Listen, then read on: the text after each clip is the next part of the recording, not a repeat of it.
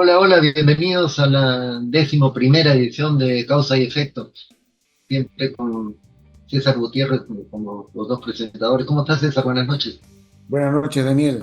Bueno, ha habido una semana turbulenta, sí, empecemos este fin de semana que fue turbulento, empecemos con varios temas que están interrelacionados. Se habla mucho de Petro, se habla mucho del tema Fujimori, El tema y Fujimori. vamos a tocar los dos temas que es de interés, ¿no? Ejé, ok.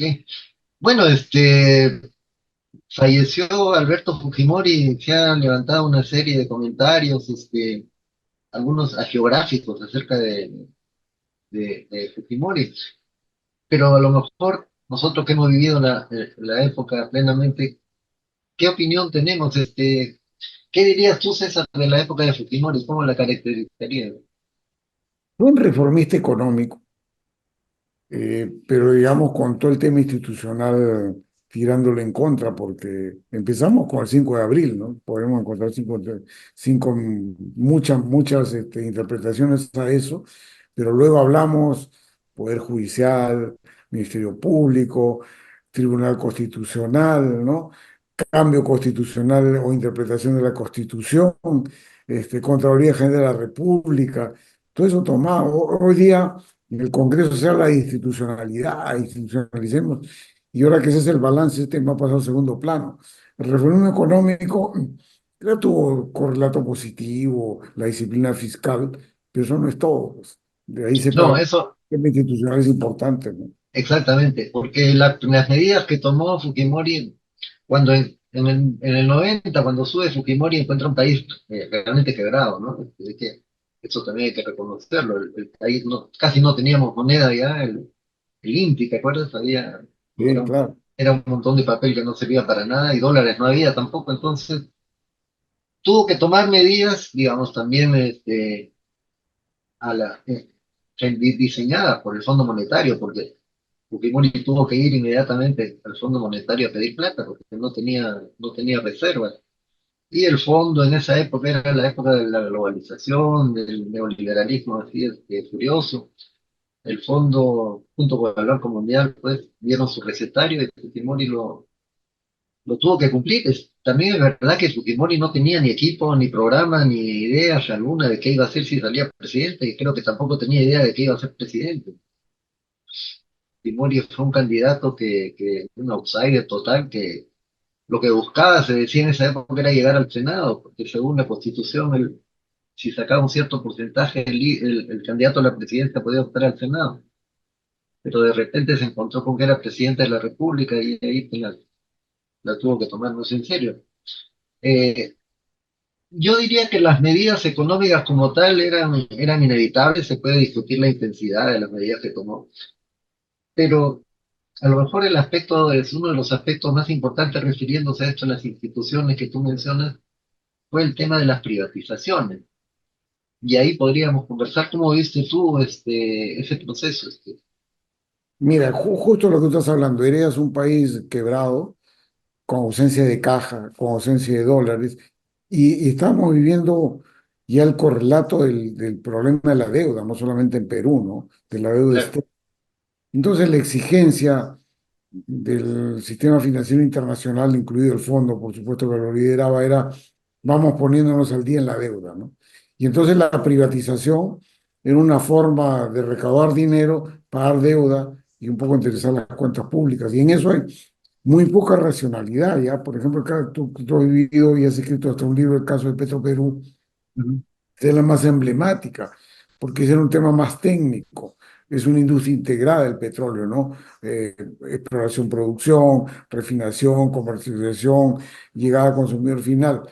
Pero en ese momento lo que pensaba es, si es más fácil vender, hacerlo por parte, hágalo por parte, y eso es lo que se hizo. Era claro. exclusivamente recaudatorio. Y así que, Recaudatorio, sí, recaudatorio totalmente. Pero, porque dime, antes de Petroperú, no me acuerdo cuál fue la secuencia, fue la privatización de las empresas mineras, ¿no? Si no me y equivoco. la primera en el 92 fue Shogun, lo que era Hierro Perú, se fue la Claro, primera, ¿no? y la, Y luego en el mismo 92 empezó por los grifos de Petro Perú. claro, sí. Sí. Por ahí empezaron. Yo no sé, porque como te digo, se puede justificar desde un punto de vista económico las primeras medidas que toma para equilibrar el presupuesto, etcétera. Eso era inevitable. Pero yo sí tengo muchas dudas, un poco más acerca de las privatizaciones. No todas, porque algunas privatizaciones eran necesarias. Había empresas, ¿te acuerdas del Cine Colombia, del que se hablaba tanto? Que era realmente absurdo que eso estuviera en manos del Estado. Además, eso pasó al Estado porque era los activos del Banco Popular que lo había De tomado aplauso, por un claro. remate. Claro, pero la venta de empresas mineras creo que ya es una cosa mayor y eso creo que ha dejado problemas hasta ahora en el Perú, porque el Perú se ha quedado sin renta de sus recursos naturales, que han subido de precio tremendamente desde esa época además. Y después, claro, lo de Petroperú, que lo podemos hablar un poco más, esa privatización por partes que no tenía pies ni cabeza, y que fue ordenada por el Banco Mundial, esa sí fue diseñada por el Banco Mundial desde el año 1991. El gobierno se había comprometido desde antes de iniciar el proceso de privatizaciones oficialmente, el gobierno se había comprometido con el Banco Mundial a privatizar la empresa por parte. Y, Eh, y mira, y claro, racionalidad de cómo funciona eso, pero ninguna, ¿no? El Banco Mundial también, como cualquier banquero, no es que conozca la industria al detalle, pero no importaba, pues, ¿cuál es lo no, más no, fácil vender? Por acá grifo, ya, plata, por acá refinería. Y había un tema, por ejemplo, el caso de la Pampilla, ¿no? Había un tema ahí que se ha pasado muy desapercibido. El 50% de lo que había que pagar por privatización se podía pagar con papeles de la deuda. Y los papeles de la deuda, en el monto, en lo que dicen el valor facial, el monto del papel, respecto a lo que se había comprado, había una divergencia enorme. O sea, tú podías tener un papel cuya denominación era 100 y su precio real de mercado era 20. Y claro, cuando tú ponías el papel en la mesa para comprar una empresa, valía 100. claro. Entonces, esas cosas se hablan muy poco. Y eso se ha practicado intensamente en la privatización de los 90. Entonces, fue un afán recaudatorio, no había racionalidad del manejo de los negocios y bueno, y en el tiempo eso fue pasando factura. Pero igual que ahora, ¿no? El titular era exitosamente las empresas, ¿no? Ah, bueno, claro, claro, claro. Entonces, es más, cuando Fujimori hablaba digamos, del choque o lo hacía y hablaba de la venta, ¿te acuerdas del director ejecutivo del fondo de ese tiempo que era Michel Candicius? Sí, Decía, sí, "Esta sí. es música celestial, ¿no?" Ajá, Entonces, así le sonaba, así le sonaba. Había que liquidar, necesitábamos dinero, estábamos quebrados y nada, venga como venga y rápido. Eso se hizo, ¿no? Ya en los lotes petroleros, yo me acuerdo mucho, cuando empieza a vender en el año 94, que va al Congreso a sustentar a Alberto Pandolfi, que era premier, y Jorge González Izquierdo, que era ministro de Trabajo, pero eran los voceros de esta forma estos temas económicos, confundieron barriles con dólares, o sea, el discurso fue horrible, pero igual pues ahora, ¿no? Puedes decir cualquier cosa, pero hay votación mayoritaria y se aprueba. Entonces ahí ya tampoco hubo racionalidad y, tampoco.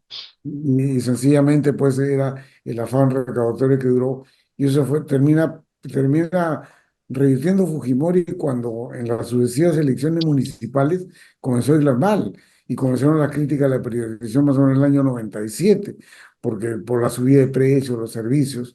Entonces ahí ya también Fujimori paraliza y Petropeso queda con las refinerías que tiene ahora, con Chan, Iquitos, Bago, Pucallpa, Talara, ¿no? Y las plantas de estacionamiento, la planta de abastecimiento siguieron digamos, en administración a terceros, ¿no? Es un poco el resumen. Sí.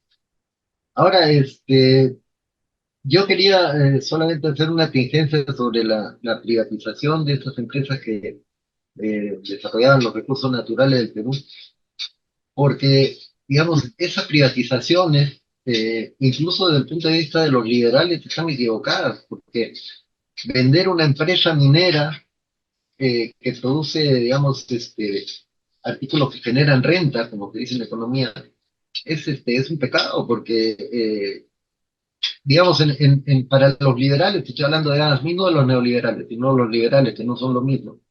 Los productos, este tipo de productos que salen de la tierra generan renta. Y esa renta para los liberales debería ser captada toda por el Estado, porque, digamos, se dice, esa renta no se produce por una acción directa del producto del empresario, sino es producto del mercado, una contingencia del mercado que no es atribuible a la acción del empresario, por lo tanto, es sí un producto directo de la naturaleza del mineral que se está extrayendo. Y ese mineral es del país, pues se entrega para que lo explote otro, pero el precio del mineral debería beneficiar más al país que al productor.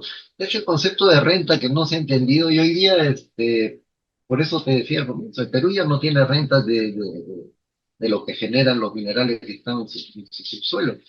Y ahí creo que se ha perdido muchísimo dinero que podría haber sido utilizado en salud, educación y otras cosas. Hoy día el gobierno el país tiene una presión tributaria de 17% que no alcanza para nada, es una muy baja presión tributaria. Si la comparamos con algunos otros países, digamos, para ir a un extremo, Alemania tiene una presión tributaria de 40% sobre un PBI que es 10 veces, 20 veces mayor que el nuestro, digamos. Eso explica en buena medida las diferencias económicas entre los países. Pero en fin, eso no se pensó en ese momento. Mira, y para que el público nos escuche, entienda el tema de la renta, porque donde se ve muy explícito el tema de la renta, es la renta petrolera. Claro, En la renta petrolera, alguien tiene a cargo los pozos, vende el producto con un precio que está asociado al precio internacional, nadie pide tampoco el precio preferencial, y de lo que queda, parte se reinvierte y parte va a la empresa. Pero en el caso de Petroperú, se le dejó fuera de la renta petrolera y eso hubiera aumentado su, digamos, su capacidad de inversión. Pero luego se trata de corregir eso en el año 2006, que es lo que heredamos nosotros cuando entramos al Estado. Heredamos una ley digamos, de fortalecimiento de Petroperú que permitía acceso a la renta petrolera, pero en ese retorno nunca pensamos pedirle plata al Estado. Decíamos, vamos a buscar privados que se claro. asocien con nosotros y recuperamos parte de la renta petrolera. Cosa que ha pasado completamente diferente en el año 2023, cuando se olvidaron de eso y le damos desde Perú Petro los lotes petroleros a dedo a Petro Perú sin ninguna capacidad de inversión. Eso se parece mucho al modelo boliviano, ¿no? El modelo, agárrate la renta, úsala en cualquier cosa, no reinvierta, la producción seguirá declinante, no habrá nuevas reservas. Entonces, era una falla en dejarte de fuera de la renta petrolera, un intento de retorno, pero sin pedirle nada al Estado ni favores. Había que ser imaginativo para hacerse con privado, y ahora ha devenido en que sencillamente estamos volviendo al mismo concepto de previo a los 90, donde sencillamente piensas agarrarte la renta sin reinversión, el modelo boliviano, ¿no? En eso estamos. Sí, sí, el Petroperú cuando se privatiza, no sé si fue maquillaje, no sé si fue para enamorar a los posibles compradores, pero comenzó a dar utilidades, dio una utilidad de 400 millones de dólares, me parece, el último año que fue operada por el Estado. Y la privatización de Petroperú tenía oposición de todo el mundo, curiosamente. Este modelo que se usó, del modelo de venta por partes, que nadie entendía, porque en el proceso participaron consultores americanos, Booz Allen y Hamilton, me acuerdo que participó. Y lo de Booz Allen y Hamilton, yo estaba en el proceso, me decían, no entendemos por qué quieren hacer esto. Incluso hubo un consultor que pasó por el Perú y me dijo, pero de verdad quieren vender su empresa petrolera, es decir, no era una cosa que se entendiera fácilmente. Sin embargo, la decisión ya estaba tomada. No es cierto que la COPRI tuviera la potestad de diseñar, como se decía, si se vende o no se vende. Eso ya estaba acordado. Que se venda estaba acordado desde hacía tiempo. Lo único que hacía la COPRI era actuar como vendedor. No actuaba realmente diseñando un proceso de privatización, eso ya estaba diseñado de antemano. Y la acción del Banco Mundial fue definitiva. El Banco Mundial no permitía ninguna desviación acerca de lo que ya había acordado por el gobierno en el año 91. Había un funcionario del Banco Mundial que era el encargado de las privatizaciones, acá de la de Petroperú, básicamente, que se llama Chaquito Lilo, conociste tú. Claro, que terminó siendo presidente López, primero Claro, ministro pues, de claro. Argelia, y luego tiene un papel protagónico en el tema de Camisea, ¿no? Cuando trae a las empresas argelinas atrás para completar las inversiones que no tenían Pluspetrol. Claro, Después claro. ha terminado también un poco corrido por el gobierno de Argelia. No ha terminado preso, pero ha terminado corrido. Claro, Chaquique Ah, es no libre. sabía eso, ¿eh? Yo le pregunté una vez a este señor si lo que estaban queriendo hacer antes de de la venta, es decir, con Petroperú lo haría él con la empresa petrolera argentina, y fue muy franco, me dijo, no, argelina, perdón. Dijo, no, no, eso no haríamos allá. Entonces la pregunta es, entonces, ¿por qué hiciste que esto sea acá? Pero incluso yo estuve en una reunión en el Banco Mundial donde el jefe de este señor de Shaquille O'Neal lo trató un poco de mala manera, porque según él estaba demorando mucho la privatización de Petroperú y él sería el responsable, por lo menos frente al Banco Mundial era el responsable de que el proceso se hiciera rápido. Eh, no, yo no sé, y la pregunta que yo siempre me hago es qué interés tenía el Banco Mundial, aparte del macroeconómico, por llamarlo así, en la venta de las refinerías y en la venta de los campos, y no me hubiera extrañado que hubiera otro tipo de intereses ahí metidos. Que no hay que descartar, No, Daniela. no hay que descartar, No hay que ¿no? descartar eso. O sea, no tenemos pruebas, pero sencillamente siempre puede haber intereses subalternos en la venta de empresas públicas. Y no solamente ocurrió con el caso de Petroperú. Mira en qué terminó Aeroperú, ¿no? Ese tipo de cosas. Aeroperú que lo compró Aeroméxico, ¿no? Claro, entonces, en la privatización ha habido cosas raras. No, claro, yo no suscribo que dice que se perdió 6.800 millones de dólares, se lo llevó Fujimori. Creo que es una afirmación, no No, sé sí. qué era, pero sí, o sea, hubieron tratos, por ejemplo, el caso de Química del Pacífico, Daniel, que justamente se privatiza, toman el control y encuentran en caja una cantidad de dinero que sirvió para pagar. Entonces, eso fue rarísimo. O el caso de Solgas, ¿no? Entonces, son temas que en una retrospectiva vale la pena siempre mencionar, porque está bien, la privatización fue inevitable porque necesitabas caja y la motivación de la caja, pero siempre hay que tener presente que hubieron cosas no necesariamente que se hicieron de la mejor manera, ¿no? Ok, paramos un momentito y regresamos con este tema de la privatización de Petroperú, a ver, con un poco más de detalles de lo que vivimos en esa. Un momentito, regresamos.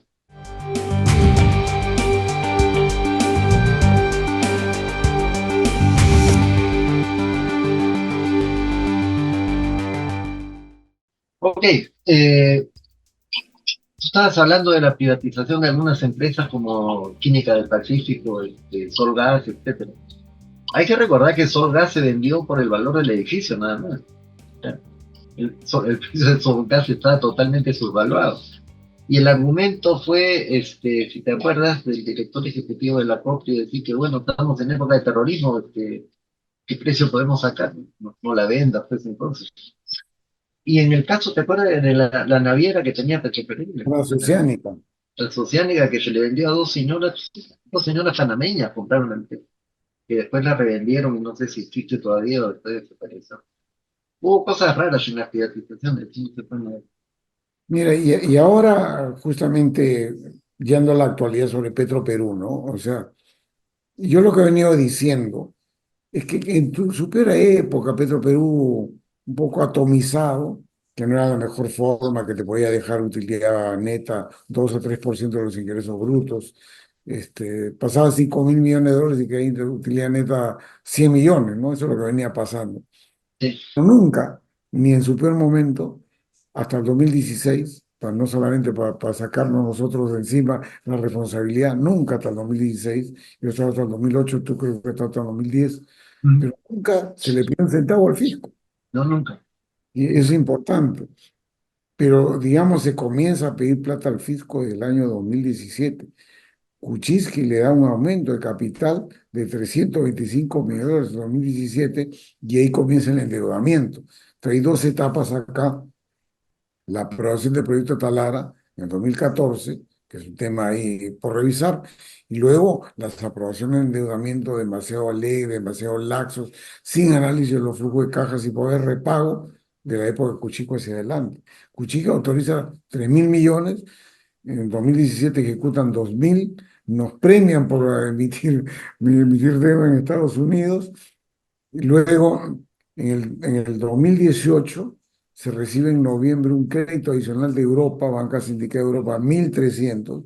En el 2021, ya en febrero, en la época Sagasti, se reciben 1.000 millones de lo que había autorizado Kuczynski en el año 2017.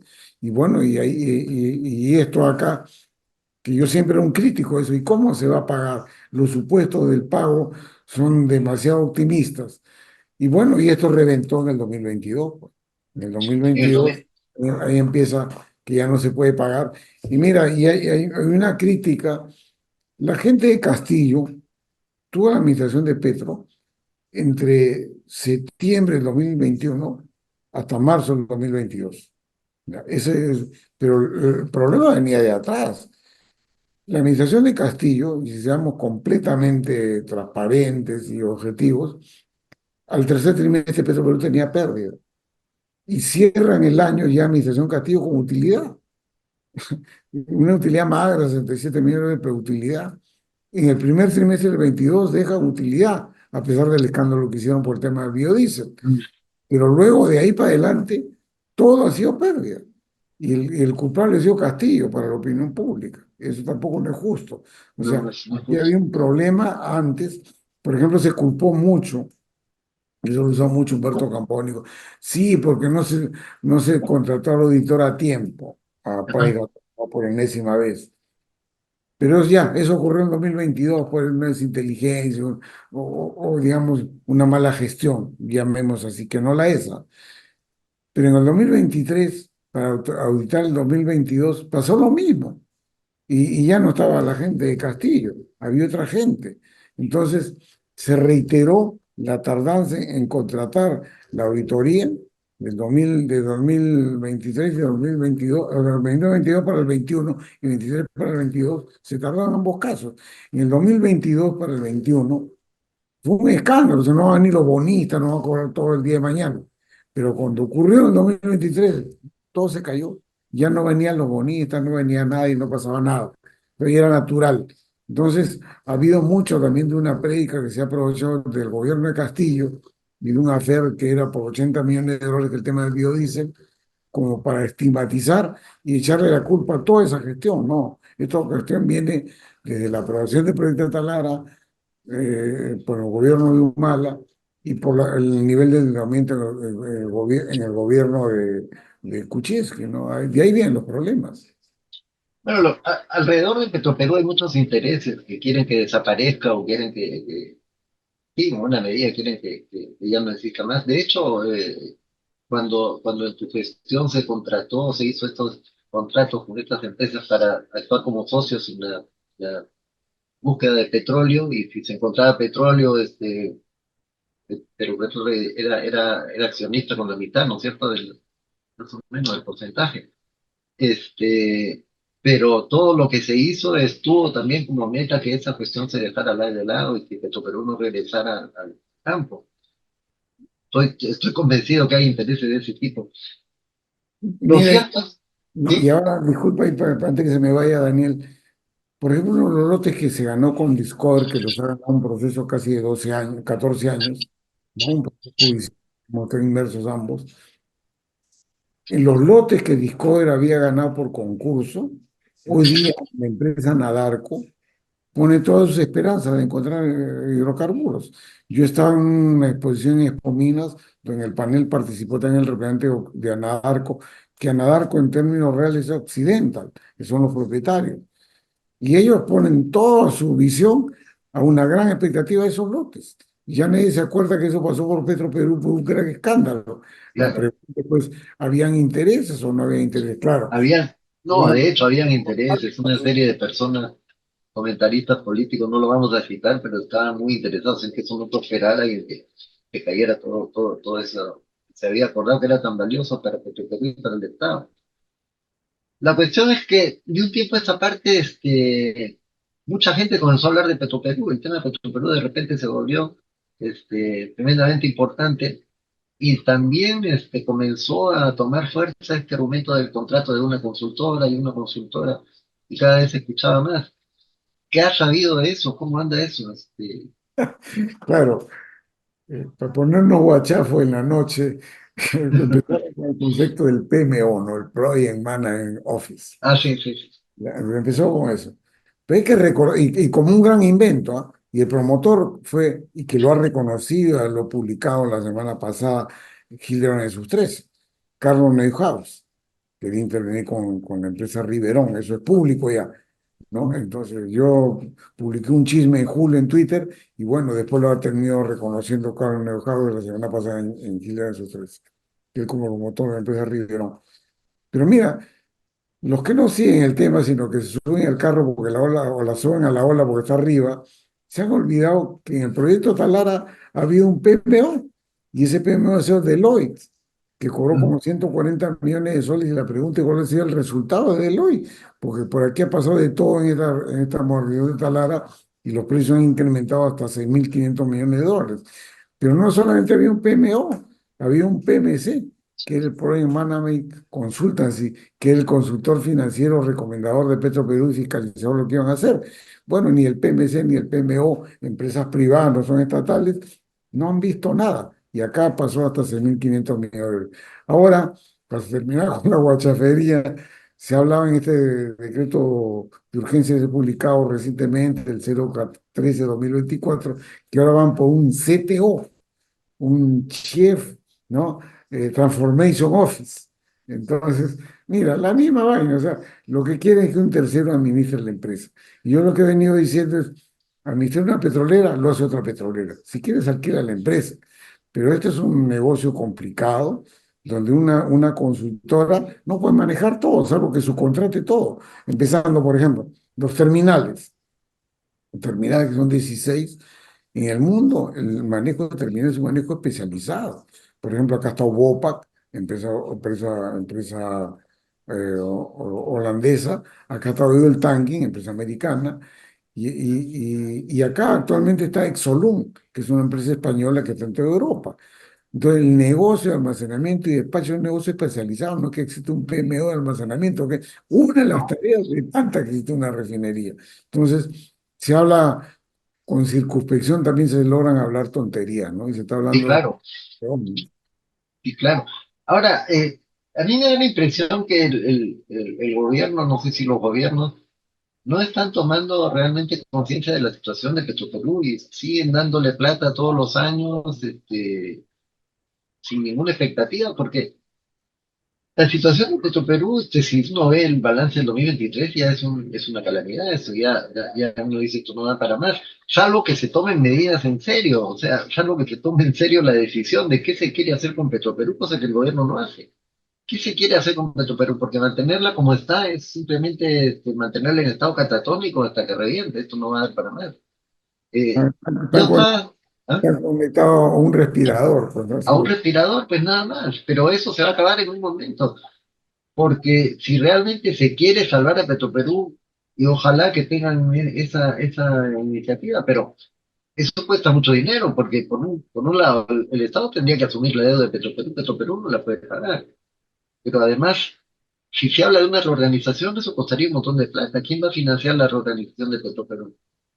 ¿Y de dónde va a sacar capital de trabajo? Entonces, si el Estado se considera que para salvar la empresa tiene que hacer todo ese tipo de sacrificios, entre comillas, si quieres, bueno, en buena hora se puede pensar en que algo puede suceder, pero de otra manera esto no tiene ninguna solución, es solo mantener la vida hasta que llegue el próximo gobierno y vea qué hace.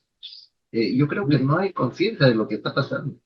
Mira, nunca ha habido el interés de sincerar cifras ni ver que siga. Yo le he conversado con Burneo cuando era ministro de Economía. Su primer día de gestión me convoca a mí, al presidente Petro Perú, y conversamos. Y le dije, hay que sincerar cifras. Me parece que lo que han dado 750 millones de dólares es insuficiente, pero nunca se quiso ver. Que terminó asumiendo 1.000 millones de dólares de aumento de capital de trabajo. Y ahora, Arista, Arista que sabe jugar al malabarismo contable en el Estado, ha capitalizado 1.550 millones de dólares con un malabarismo digno de la tarumba, Daniel. Porque, por ejemplo, los 750 ya fue un egreso. El gran problema que tiene es el déficit fiscal, que no va a justificar más egresos. Pero ya salió. Entonces, en la contabilidad, su cuenta por cobrar ahora aparece como un activo en papeles de la propiedad de Petroperú.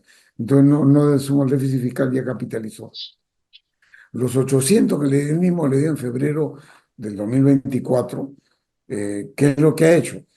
Eso, el dinero no salió de la caja fiscal, salió de la cerca del Banco de la Nación avalado por el Estado, avalado por el MEF. Lo ha capitalizado, pero la plata salió del Banco de la Nación, entonces supone que el MEF le da la plata al Banco de la Nación, ¿no? Porque ya le ha dicho a Petro, ya no le debes. Pero eso tiene su manejo contable y lo dice muy bien, ley de urgencia, de conformidad a lo establecido en las provisiones del presupuesto general de la República, en el concepto de servicio de la deuda. En este año no está provisionado, lo pateará el otro año y no significa que le dé el otro año 800, ¿ah? El otro año le puede dar 80, 100 y se queda con 700 al debe y se lo pasa al siguiente gobierno. Entonces, eso ahí, él está jugando muy bien, por eso el malabarismo contable no le ha agregado nada de egreso al déficit fiscal que no puede, pero le está pasando la pelota al otro gobierno. Entonces yo creo que en el presupuesto de 2025 no hay nada en la provisión para el servicio de la deuda de esos 800 con el Banco de la Nación. Pondrán algo, pues, ¿no? Pero de ahí lo van a dejar pendiente. ¿Y en qué va a pasar en la contabilidad? En cuentas por pagar no va a hacer nada más.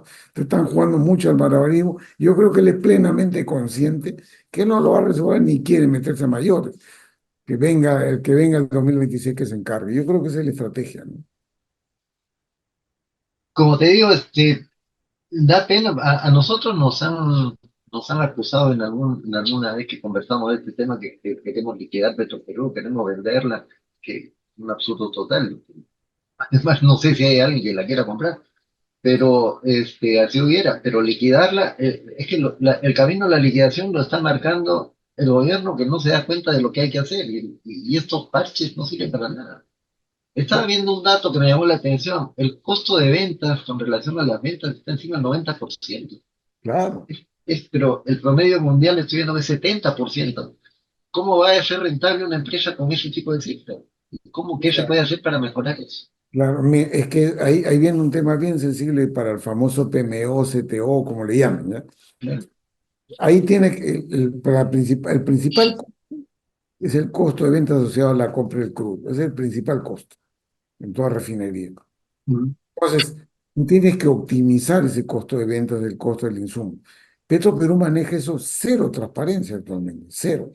No sabes quién concursa, quién gana, por qué gana, no lo sabes. Y los que pierden se enteran por el periódico, o se enteran que perdieron porque le mandan una comunicación y dijiste ya perdí, no saben con quién. Así funcionan las cosas.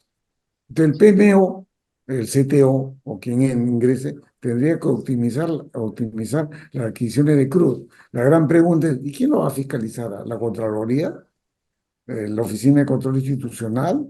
¿Se va a someter a la jurisdicción peruana y mañana también un proceso penal? Yo creo que van a pedir un régimen de excepción. ¿Y este directorio o el nuevo que venga va a poder fiscalizarlo sin información, menos aún si no conocen? Creo que no. Entonces, una de las razones por las cuales no un PMO o un CTO no puede manejar. Y el principal rubro es el costo de venta, bien lo has dicho tú. Y mira lo que se habla en el decreto y vamos a pedir que los costos bajen en 30%. ¿Cuál costos? Costos administrativos. ¿Cuánto pesa el costo administrativo de las ventas? Gastos administrativos y gastos de venta. 6%. ¿Cuánto es Claro. el personal de ahí? 3%. Mira, con eso no muevo la aguja, pues el tema es, hay que meterle diente a la adquisición de crudo. Y es un tema sumamente especializado que yo no me imagino que podemos bajar eso, vos tenés que subcontratar a alguien. Entonces, no se están fijando en eso. Hay mucho nombrecito internacionalizado y mucho Spanglish, pero cero análisis, ¿no? Claro, es que creo que alguna vez lo dije yo, me hago cargo de Río Revuelto de Ganancias de Pescadores, ¿no? Acá siempre ha habido intereses, Petroperú es una empresa que mueve mucho dinero de todas maneras y resulta tentadora para quien pueda hacerse de la administración por un tiempo, pero no creo que eso solucione el problema, es decir, sería otra patadita para adelante. Y claro, el grupo que se haga cargo dirá después, bueno, no se pudo hacer nada, se acabó, pero al final fue, ok, ya sabemos qué puede haber pasado, qué podría pasar. Eh, no sé, pues hemos hablado de este tema ya varias veces en este podcast, pero no veo que a otros niveles se tome realmente No se una quiere decisión analizar. La importante. cosa que estamos hablando no se quiere escuchar. No ¿Cuál se es el quiere. discurso ahora, no? Ah, no, pues se está yendo un directorio de excelencia. Ningún directorio de excelencia. Se han pasado 6 meses hablando del PMO y luego emplazan públicamente a la Junta de Accionistas que los nombra. No, eso no es correcto, pues. Ahora estamos discutiendo quién es bien, ¿no? Pero la gran discusión hoy día han aparecido viudas, pero por todos lados, del directorio que se fue. Y la verdad que tampoco no hicieron bien las cosas, ¿no? O sea, se pasaron 6 meses para pedir lo que pedía el director anterior. Y en ese pedido ha habido, denme 2.000 millones de dólares, eso es lo que han pedido. Bueno, y acá le han dado un combo de ayuda que supera el número, pero pues, sencillamente eso sí no cuenta para el director que se fue. Bueno, el director que se fue tenía algunos apellidos medio extranjeros o extranjeros completamente, suena verdad, pues. Y ahora el gran problema de Ina Boluarte es de querer poner gente ligado al serronismo, que tiene una pésima gestión en el 2023 y que ha perdido, mira, en la gestión de Dina Boluarte hasta junio de este año se ha perdido 1.550 millones de dólares de patrimonio. Eso ha perdido. Un Chancay más 200 millones de dólares de vuelta. Eso se ha perdido en la gestión de Dina Boluarte. Diciembre de 2022, junio de 2024. Esas cifras son los cuentos. Caramba, este, siempre es interesante hablar de este tema por penoso que pueda ser, porque es una empresa que yo siempre digo, ¿no? Si no se hubiera tocado, porque no había necesidad de tocarlo cuando hubo, y regresamos al comienzo, cuando hubo las privatizaciones, Perú ahora podría estar en un nivel enorme, en el ámbito sudamericano. Si hubiera podido acceder, por ejemplo, a la explotación del gas de Camisea, si hubiera podido, pero bueno, así es la política. Y una última cosa quería decir sobre lo que hablábamos al comienzo, porque creo que es importante. Fujimori falleció, pero el Fujimorismo está vivo y la herencia de Fujimori está ahí. Y el hecho es que todos los partidos políticos que tienen alguna opción de llegar a ser presidente, todos quieren seguir con el mismo programa. Y nadie, todos estos presidentes que ha habido desde el año 2000 hasta acá, ha querido cambiarlo. Creo que todos sabemos eso. No se atreven a tocarlo, creen que esto es lo mejor que hay y que cualquier alternativa sería un desastre. O sea, eso es quizá la conclusión. El fujimorismo sigue vivo, no es que nos guste, pero sigue vivo y habrá que hacer mucha docencia, si quieres, para poder cambiar algo, ¿no? Y enseñar, por ejemplo, un tema que deberíamos tocar unas próximas ediciones, el tema de las FPs. El tema de las FPs, expectativa de la jubilación, es una barbaridad. Y ahora, para quedar bien, le han querido meter la mano a la caja fiscal, que igual no va a solucionar nada, sino va a agravar la situación del Estado. Sí, pues son temas pendientes. Y el reformismo que debió haber en el camino no se ha hecho, porque tú no No, tienes que pueden tocar, ¿no? Eso es simplemente, como decían los argentinos cuando ganan siempre la Libertadores, ¿no? La copa se mide y no se toca. Eso decían y eso es lo que están haciendo ahora. muy bien, César. Entonces, nos vemos la próxima semana con otro tema de interés en este proceso que queremos hacer de transmitir algunos conocimientos, algunas cosas que no se saben para que la gente tome conciencia de la problemática que estamos viviendo. Muchas gracias, nos vemos entonces Nos el vemos próximo. la próxima semana. Un abrazo para todos, chao.